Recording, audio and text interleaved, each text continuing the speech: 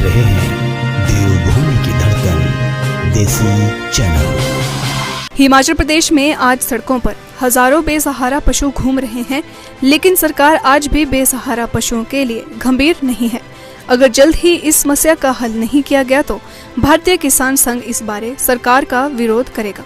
कुल्लू में पत्रकार वार्ता को संबोधित करते हुए भारतीय किसान संघ की राष्ट्रीय महिला प्रमुख मंजू दीक्षित ने कहा कि आज किसानों का भी बेसहारा पशुओं के कारण नुकसान हो रहा है और सरकार की गलत नीतियों का खामियाजा आखिर किसान क्यों भुगते। उन्होंने कहा कि अगर सरकार ने गंभीरता नहीं दिखाई तो किसान व बेसहारा पशुओं को साथ लेकर किसान संघ आंदोलन करेगा।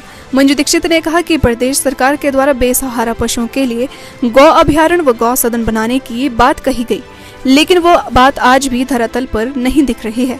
ऐसे में बेसहारा पशुओं के लिए जल्द से जल्द सरकार योजनाओं को लागू करे। वहीं देश भर के किसानों को भी आज फसल का लागत मूल्य तक नहीं मिल पा रहा है, उस दिशा में भी भारतीय किसान संघ लगातार काम कर रहा है।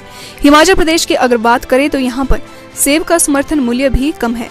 मंजू दीक्षित का कहना है कि कश्मीर में सेब का समर्थन मूल्य 65 से 70 रुपए प्रति किलो तक रखा गया है और बी ग्रेड के सेब को भी वहां पर अच्छे दाम मिलते हैं।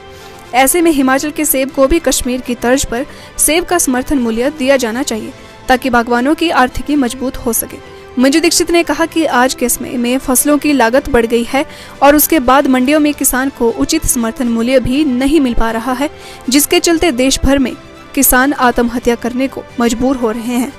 भारतीय किसान संघ सरकार से मांग करता है कि किसानों की फसलों पर जो लागत आती है उससे अधिक मूल्य किसानों को दिया जाना चाहिए ताकि किसान कर्ज में डूबकर आत्महत्या न कर सके। राष्ट्रीय किसान संघ की महिला मंजू दीक्षित ने कहा कि इसके अलावा किसान संघ प्रधानमंत्री नरेंद्र मोदी से भी आग्रह करता है कि प्रधानमंत्री किसान सम्मान निधि अब बढ़ाई जानी चाहिए। उन्होंने कहा कि प्रधानमंत्री किसान सम्मान निधि से देश के करोड़ों किसानों की मदद हुई है, लेकिन अब बीज दवाइयों के दाम भी बढ़ गए हैं।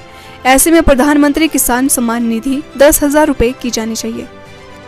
सबसे पहला बिंदु जो अभी हिमाचल में मेरा प्रवास है तो वहाँ देखने को मिल रहा है कि हमारे जो बेसहारा पशु हैं उनके लिए सरकार ने व्यवस्था ठीक प्रकार से नहीं की।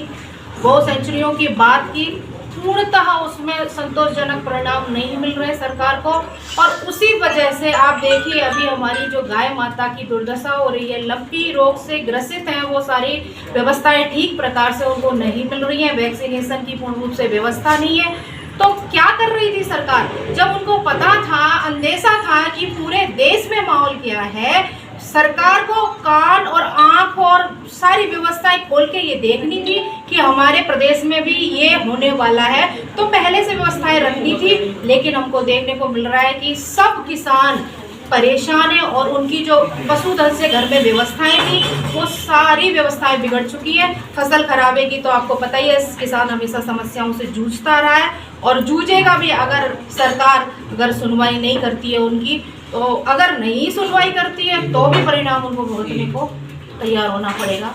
ये किसानों का उनसे निवेदन है और चेतावनी भी है।